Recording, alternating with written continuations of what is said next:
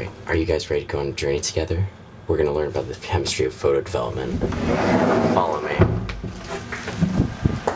This is the photo development lab here at Crossroads. These are all the batch capitals. Our journey starts here with the humble camera. For the purpose of explaining the chemistry behind photography, we'll be oversimplifying how the camera works. The camera, in its most basic form, is a box. A box that acts as a completely dark housing for film, with one hole to let in light. The film is situated in the back of the camera, opposite the light hole. Light travels through the hole, and when it hits the film, the image gets exposed onto the film as a latent image. But more on that later. So that's the most basic idea of a camera. On actual cameras, the light hole is called a shutter, which opens and closes within a fraction of a second, exposing that film to light and turning that second into an image. Okay, so that's how cameras shoot images onto film, but how is film actually able to capture the image after being exposed to light? Well, the answer is, I don't know, Chad? Science? Exactly. Chemistry. Let's talk about it.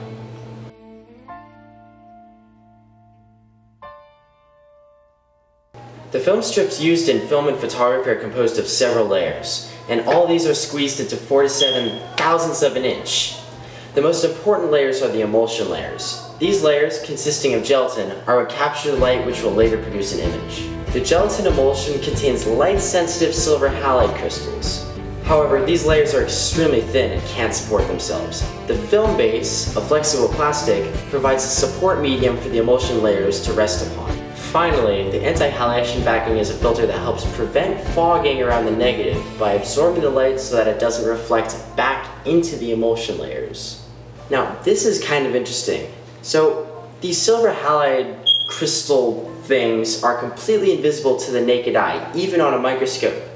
But have you ever seen film grain in movies or photos? Those grains are the silver halide crystals, blown up on a bigger scale.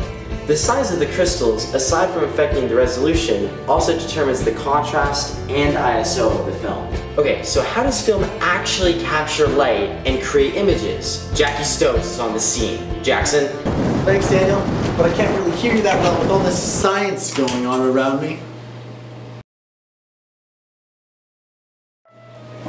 The silver halides react to light because of the impurities in the silver halide crystalline structure.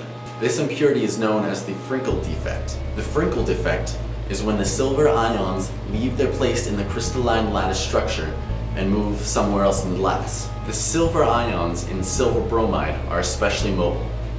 They often leave their place in the crystalline lattice structure, creating vacancies and interstitial silver ions. These free-wandering silver ions are Ag+1.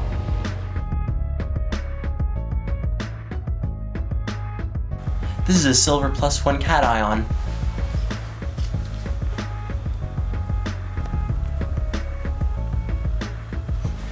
This is the bromine -1 anion. Together they make silver bromide, or AgBr for short. This will be our crystal lattice of 2 AgBr. So these will be our light photons. When strong enough light photons hit one of the silver atoms, electrons are emitted from the silver atoms, a phenomenon known as the photoelectric effect. The photoelectric effect is when a high enough energy photon of light hits a metal and electrons are emitted from that metal. Therefore, the silver halide turns into a silver ion and the bromine is released from the compound and surfaces to the top of the emulsion by itself, leaving just the silver +1 ions. Science. Now, how this applies to film. When light photons hit the silver halide crystals in the film, it creates silver ions through the photoelectric effect. The film now has a concentration of silver ions wherever the light has hit the film. The film in this condition is called a latent image, because the collection of silver ions is still invisible to the naked eye. These ions will later be developed into full metallic silver, which allows us to see the negative. Now, the development of these silver ions into metallic silver involves a lot more chemistry.